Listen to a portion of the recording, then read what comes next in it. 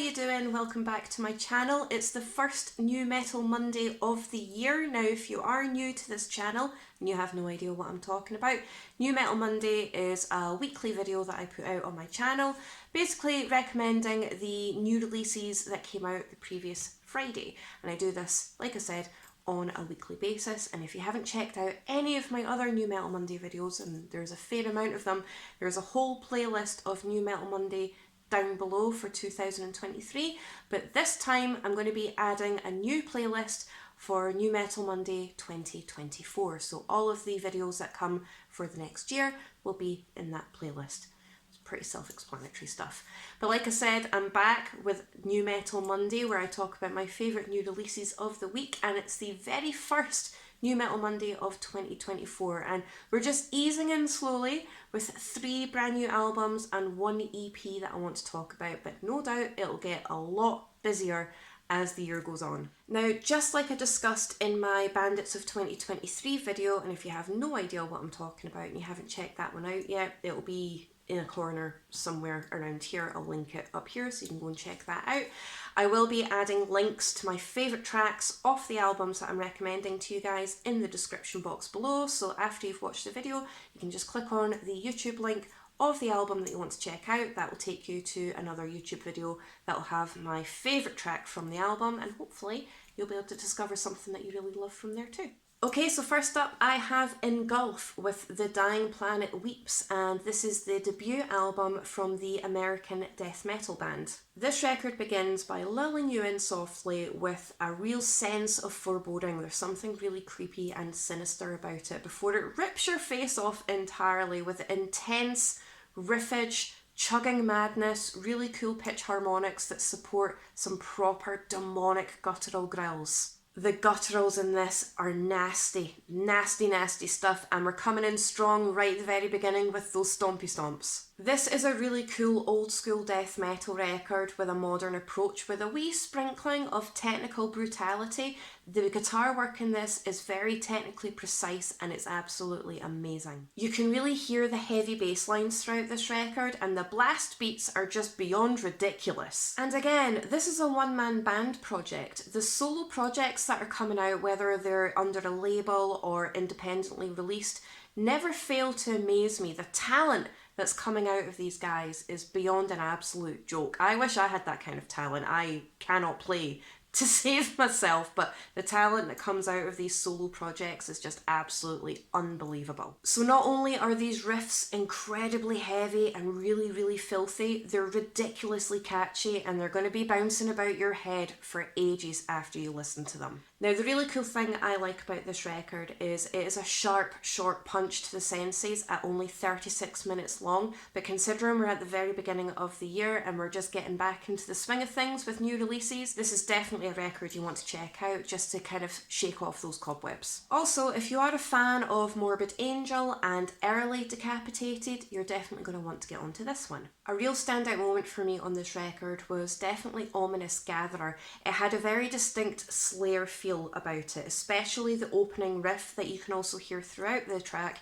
that had that very sinister, evil, creepy kind of sound, and it ebbs and flows in between a good mixture of rhythmical drumming and amazing blast beats. This track is primarily a sludgy kind of mid-tempo stomp, but there's something really addictive and really captivating about it, and it's been bouncing about my head all weekend, so definitely get onto this, and you can check out Ominous Gatherer from the link in the description box below. Okay, so next up, and I really hope that I'm pronouncing this band name correctly, and if I'm not, I'm really, really sorry, but I have Kosis with Will Until Beauty, and it's the debut album from the melodic deathcore band from the US. This is a really cool record that goes incredibly hard. It's a great combination of straight up death metal, melodic death metal, deathcore, of a lot of really cool technical precision with the guitar work throughout, and then if you add in a wee sprinkling of really cool synthy elements, this record was absolutely brilliant. The solos throughout this record are so intricately detailed and just absolutely incredible. Now, this record does land on the heavier side of melodic death metal, so don't think you're going to be hearing kind of like a melancholic Insomnia style sound from them, or even something like In Flames, because they're definitely not that. These guys are incredibly heavy, definitely on the heavier side of the melodic death metal genre, and I think that is definitely backed up by the deathcore elements and the straight up death metal elements that are found throughout this record as well. So I didn't really want to pigeonhole them into a genre because they kind of take different elements from different things to create their sound, and I think they've done a really, really good job of it. The thing that really stands out for me for this entire record is definitely the vocals. Don't get me wrong, the musicianship, the guitar work, the bass, the drums, all absolutely fantastic.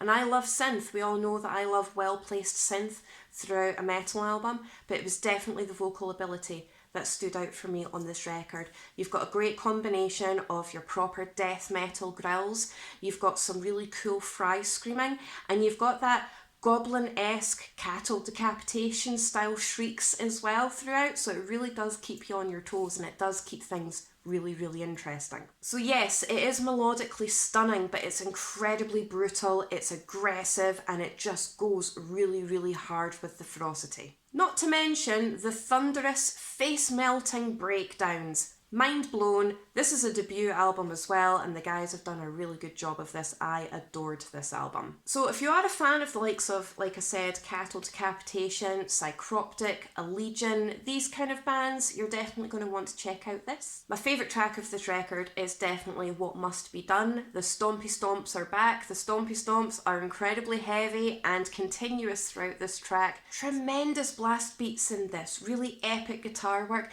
and again the vocal ability is well showcased here. Plus it's just devastatingly addictive and really, really catchy, and don't get me wrong, the synthy elements are a lovely touch throughout the track as well, so definitely get onto this one. I loved this. Okay, so next up I have Drown in Sulfur with Dark Secrets of the Soul, and this is the second studio album from the Italian blackened deathcore band. Now this record begins with a very weird, uncomfortable, kind of unnerving instrumental. I wouldn't even go as far to say it's an instrumental. It's weird. You'll have to check it out. It really unsettled me, but in the best way possible, because after that introduction it completely rips your face off with brutal grandeur and ferocity. Dramatic symphonic elements throughout this, a near constant barrage of epically blistering blast beats, and very distinct black metal style frantic riffage. This is a really powerful, in-your-face dynamic record that perfectly utilises epic breakdowns and really dramatic symphonic elements.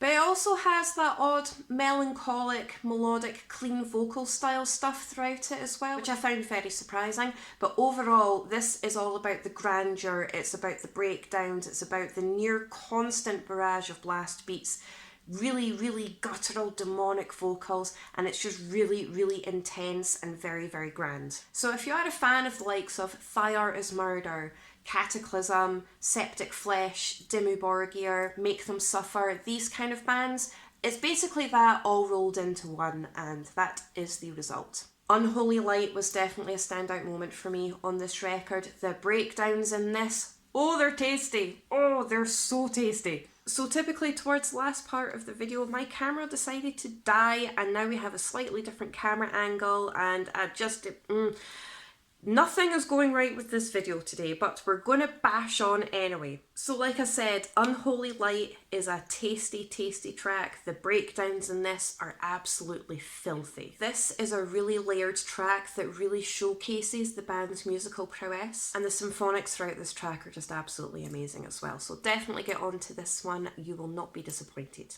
Okay, so lastly, but certainly by no means least, I have Alluvial with Death is But a Door, and this is the new 4-track EP from the progressive tech death metal band from the US. This wee EP is so tight, it's incredibly solid, and it packs a monumentous punch. It's only 17 minutes long, but the ridiculous blast beats in this are just tremendous. Huge grooves throughout this, a lot of really cool technical flurries. And the vocal ability is just beyond demonic, it's incredibly powerful. The sheer power and energy that the band brings to the listener is just absolutely devastating. Now the title track from this EP has a really cool, clean vocal component to it, which I was not expecting at all. But it really does create an absolutely fantastic contrast between the guttural vocals and that sheer, aggressive, explosive power that the band bring. Plus the solo in this track is just absolutely stunning, and it just completely blew me away.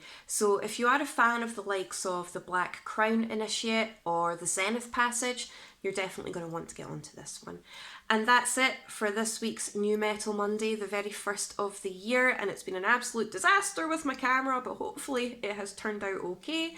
If you can let me know in the comment section below what you think of the records that I've recommended to you guys this week, and if there's anything that I've missed, once again, pop them in the comment section and I'll get them added to my list. If you could like, share and subscribe, let me know your thoughts on the channel and if there's anything that you would like to see, and I'll catch you very soon in my next video.